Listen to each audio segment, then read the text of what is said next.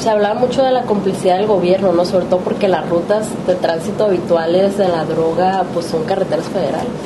Bueno, pues son las carreteras que hay, pero también hay un enorme tránsito por mar. Había antes por aire, disminuyó el de aire, subió el de mar, disminuyó un poquito el de mar, ahora esto por tierra. O sea, no es el gobierno federal, es el país entero. En eso Calderón tiene una parte de razón y una parte absurda. La parte de razón es que efectivamente mientras en Estados Unidos no disminuya o cese el consumo, va a haber narcotráfico. La parte absurda es pensar que eso va a suceder algún día. Si no ha sucedido en 40 años, ¿por qué de repente sucedería?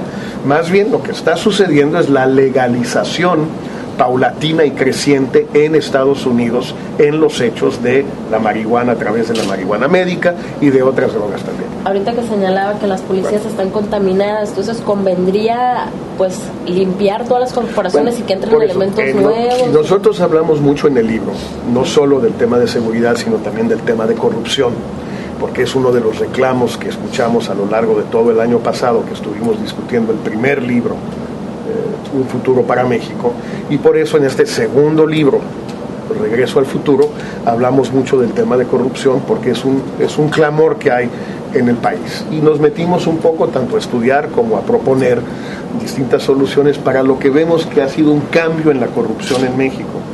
En el gobierno federal, en la Ciudad de México, los últimos 20 años, la corrupción ha disminuido. Los últimos 15 años la corrupción ha bajado, hay menos corrupción.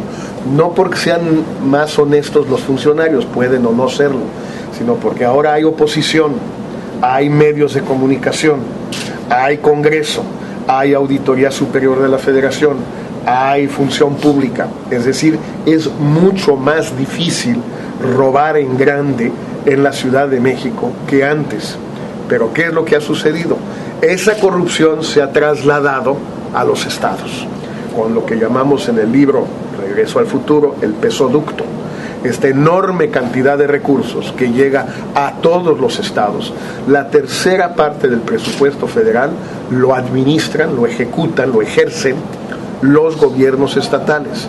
Pero esos gobiernos no tienen la rendición de cuentas, la transparencia, las auditorías que tiene el gobierno federal.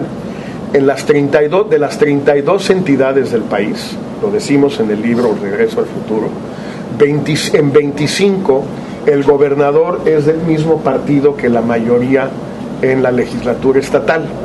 Entonces tiene carro completo, por así decirlo. Entonces reciben una enorme cantidad de dinero. El Congreso estatal no los puede realmente vigilar. Los medios locales, algunos son muy independientes y muy vigorosos, pero muchos otros sí los maicea el gobernador. El Instituto Electoral del Estado lo maicea el gobernador. Los distintos otros órganos los maicea el gobernador con esta enorme cantidad de dinero que tiene. Entonces, ¿qué es lo que sucede? Lo que sucede es que la corrupción que antes estaba en la capital se vino a los estados. Ahora, no todo es corrupción, no es que se roben todo, hacen muchas cosas. Aquí estamos en un ejemplo. Y lo vimos en San Luis Potosí, esta supervía que hicieron prácticamente, le da un libramiento, le da la vuelta a la ciudad y otra entra por la ciudad y lleva a todos lados. Es una obra fantástica de vialidad que funciona, moderna, nueva, buena, todo eso. Pero además de eso se llevan un moche los gobiernos estatales, y esos del PAN, del PRI, del PRD. ¿Qué es lo que hay que hacer? Dos cosas, y es lo que proponemos en el libro. Uno, el centro tiene que vigilar.